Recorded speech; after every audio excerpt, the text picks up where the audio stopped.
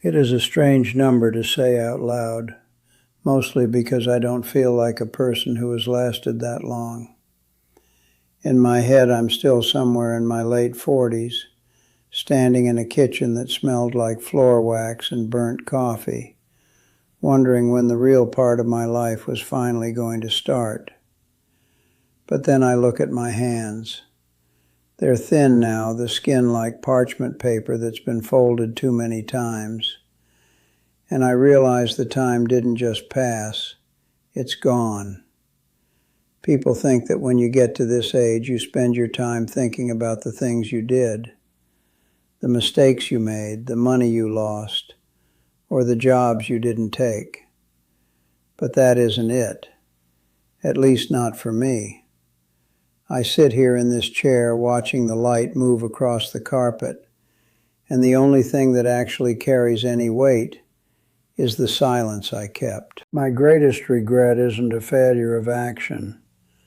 It's the words I left unsaid to the people I loved.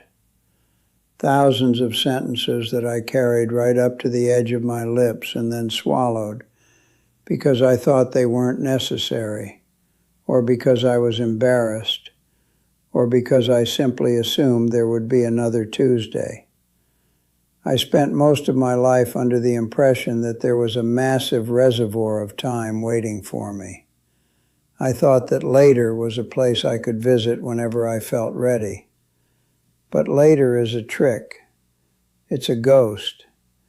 You think you're saving something for a better moment, but you're really just burying it in the backyard and forgetting where you put the shovel. I remember my wife, Martha. We were married for 54 years. You'd think in 54 years everything that needed to be said would have been said. You'd think we'd have exhausted the vocabulary of a life together. But we didn't. In the early years, in my 20s and 30s, I was so focused on being the man I thought I was supposed to be. I was steady. I was a provider. I worked at the insurance firm, and I came home, and I fixed the things that were broken. I thought that by doing those things I was speaking. I thought the paycheck and the mowed lawn were my way of saying I loved her. But I never actually told her how much she terrified me. Not in a bad way, but in the way that someone can hold your entire heart in their hands and not even know they're doing it. I remember one night in 1968. We were sitting on the porch after David, our son, had finally gone to sleep. The air was heavy and sweet with the smell of jasmine. Martha was leaning against the railing and she looked so tired. She'd been chasing a toddler all day and her hair was coming out of its pins. I looked at her and I had this sudden, sharp realization that she was the most beautiful thing I would ever see. I wanted to tell her that. I wanted to tell her that I saw everything she did, that I knew she was exhausted, and that I was more grateful for her presence than I was for the air in my lungs. But I didn't say it. I thought it would sound too sentimental. I thought it might make her feel awkward. Or maybe I was just too tired myself to navigate the vulnerability of it. So I just asked her if she'd lock the back door. She said yes, and we went inside. That moment is gone now. It's been gone for over 50 years. And now that she's been in the ground for 12, I would give every cent I ever earned, every house I ever owned, just to go back to that porch and say those 3 or 4 sentences. We do that, don't we? We trade the truth for comfort. We trade the meaningful for the manageable. Then there was David, my son. He's 62 now with his own regrets and his own gray hair. We have a good relationship, I suppose. We talk on Sundays. But there is a distance between us that I built with my own hands, not by being cruel, but by being silent. When he was a boy, he was sensitive. He wasn't like the other boys in the neighborhood who wanted to play ball and get dirty. He liked to draw. He'd sit at the kitchen table for hours sketching these intricate little worlds. I didn't know how to talk to him about that. My father had been a man of iron and silence, and I had learned that language well. I'd walk past David at the table and I'd see him looking up at me, waiting. I know now what he was waiting for. He wanted me to say, "That's wonderful, son." He wanted me to say, "I see who you are and I think it's special." Instead, I'd ruffle his hair and ask if his homework was done. I told myself I was being a good father by making sure he was disciplined. I told myself that men didn't need to be told they were talented or seen. They just needed to be prepared for the world. What a lie that was. Everyone needs to be seen, especially by their father. When he graduated from college, he gave a speech. He was the valedictorian. I sat in that folding chair in the sun, and my chest was so tight with pride I thought it might actually crack open. I wanted to go up to him afterward, pull him aside, and tell him that he was everything I had ever hoped for. I wanted to tell him that I was sorry for the times I'd been cold, and that I admired the man he'd become. But when the ceremony was over, there were people everywhere. Friends, relatives, noise. I felt that old hesitation. I didn't want to make a scene. I didn't want to be, quote, emotional. So I shook his hand, gave him a firm pat on the shoulder, and said, "Good job, Dave. Let's go get some lunch." The look in his eyes. It wasn't disappointment exactly. It was more like a quiet acceptance. He'd learned to expect nothing more from me than a firm handshake. He'd learned to live with the silence I offered him. I think about that handshake often.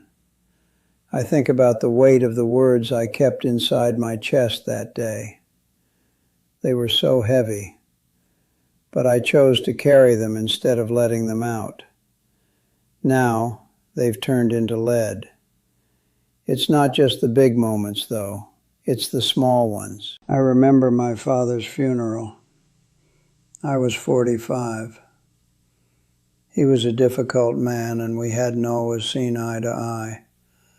But as I stood over his casket, I realized there were 100 questions I'd never asked. I didn't know what he'd been afraid of when he was young. I didn't know if he'd ever had a dream that he'd had to give up. I didn't know if he knew that I'd forgiven him for the belt and the shouting. I'd had years to ask those questions, years to say, "Tell me about yourself, Dad." But I didn't. I assumed he'd always be there, sitting in that same armchair, smelling of tobacco and old wool. And then one afternoon the chair was empty. You think you have time. That is the great deception of being young. You think you're in the middle of a long book and there are hundreds of pages left to go.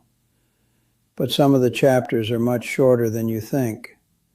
Some of them end right in the middle of a sentence. I've spent the last decade in this house, mostly alone. Loneliness isn't just the absence of people. It's the presence of all the things you should have said, echoing off the walls. I walk through these rooms and I hear the ghosts of the conversations I didn't have. I see Martha in the kitchen and I wish I could tell her that she was right about that trip to Italy we never took. I wish I could tell her that I was wrong about that argument we had in 1984. I wish I could tell her that I loved the way she hummed when she was doing the dishes, even though I used to tell her it was distracting. I didn't say it then because I thought it was trivial. But when you're 90, you realize that the trivial things were actually the only things that mattered. The way someone's eyes crinkle when they laugh. The way they take their tea. the way they look when they're sleeping. We spend so much of our lives trying to be, quote, productive. We focus on the career, the bank account, the reputation. We think we're building a legacy, but a legacy isn't a building or a title. It's the way you made people feel. And you make people feel things with your words, or you leave them feeling nothing with your silence. I see people now, younger people, and they're always on their phones. They're connecting with everyone all the time, but I wonder if they're actually saying anything. I wonder if they're telling their wives and their husbands and their children the things that actually matter. Or are they just filling the air with noise to avoid the terrifying honesty of a real conversation? It's hard to be honest. It's hard to say, I'm scared, or I need you, or I was wrong. It requires you to drop your guard, and the world teaches us from a very young age to never, ever do that, especially to men. We're taught that silence is strength, but I'm 90 now, and I can tell you with absolute certainty, silence isn't strength. It's a cage. It's a prison you build for yourself, brick by brick, every time you hold back a truth because you're afraid of how it will be received. I look at the clock on the wall. The second hand moves so fast. It didn't used to move this fast. When I was 30, an hour felt like an eternity. Now, a month feels like a heartbeat. I know I don't have much time left. That isn't me being morbid, it's just a fact. When you're at this end of the road, you can see the finish line. It doesn't scare me as much as it used to. What scares me is the thought of all that unsaid love dying with me. I've tried to make up for it lately. I call David more often. I try to tell him I'm proud of him, but it feels clunky now. It feels forced, like I'm trying to learn a foreign language when I'm too old to get the accent right. He's polite about it, but I can hear the confusion in his voice. He doesn't know what to do with this version of me, the version that wants to talk about feelings. I waited too long. That's the truth of it. You can't wait until the very end to start being the person you should have been all along. You can try, and maybe it helps a little, but the scars of the silence are already there. I wish I'd known that words are the only thing we actually leave behind. Not the money, not the stuff in the attic, just the way we spoke to the people who cared about us. If I could go back, and God, what I wouldn't give to go back, I would be so much louder. I would be annoyingly vocal about my affections. I would tell my friends I loved them. I would tell the guy at the grocery store that I appreciated his smile. I would tell my wife every single morning that she was the light of my life, even if she rolled her eyes and told me to get her more coffee. I would waste words. I would throw them around like confetti. Because now that I'm at the end of the party, I realize I'm holding a bag full of confetti and the room is empty. There is a weight in my chest that never goes away. It's not a medical thing. It's just the accumulation of all those repressed sentences. They sit there heavy and cold. I think about the people listening to this.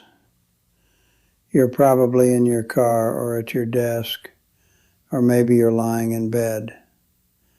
You have people in your life. You have a mother, a father, a spouse, a child, a friend. You have things you want to say to them. You have things you've been meaning to say, but the timing isn't right. Let me tell you something from the perspective of someone who is 90 years old. The timing will never be right. There is no perfect moment where the stars align and the air is still and you feel brave enough to speak. There is only right now. And right now is slipping through your fingers while you wait for a better later. Don't be like me. Don't sit in a quiet house at the end of your life, replaying the scenes of your past and rewriting the scripts to include the words you were too proud or too scared to say. It's a terrible thing to be the only person who knows how much you love someone. It's a burden that no one should have to carry. I'm tired now. The sun is going down and the shadows in this room are getting long. I'll probably close my eyes for a bit. I don't know if anyone is actually listening to this or if it's just another piece of noise in a world full of it. But if you are, do me a favor. It's a small thing. The next time you're with someone you care about and you have a thought, a kind thought, a grateful thought, a truthful thought, just say it. Don't polish it. Don't wait for a pause in the conversation.